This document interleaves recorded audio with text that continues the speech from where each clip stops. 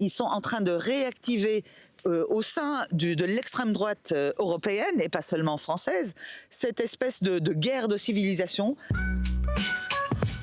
Qui dit empathie, dit justement cette indignation, parce qu'il n'est pas possible de se mettre à la place d'un Palestinien et de choisir le camp israélien. Il est évident qu'il y a une montée de pensée nationaliste, fascisante, et on l'a vu clairement, et c'était vraiment effrayant au Royaume-Uni, là, dans ces 110 000 manifestants brandissant le drapeau anglais, donc la croix de Saint-Georges, et certains brandissaient le drapeau israélien. Ça, c'est vraiment nouveau.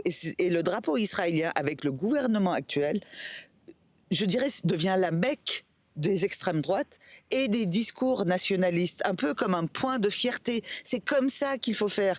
C'est pour être fort, pour être nationaliste, pour être bien chez soi, eh ben, il faut suivre le modèle du gouvernement israélien actuel. Bah, le RN sont allés les voir. Oui, Et Netanyahou a fait des appels du pied aussi en France en disant vous avez les mêmes problèmes dans vos...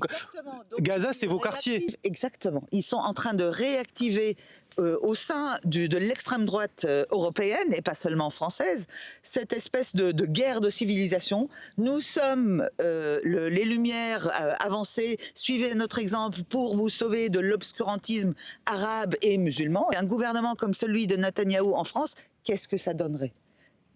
Comment ça se traduirait sur le terrain ? Qui va être l'ennemi à abattre? Qui va être le Gazaoui qui sera terroriste, peu importe ce qu'il fasse? Est-ce qu'on ne le voit pas déjà un petit peu Un peu.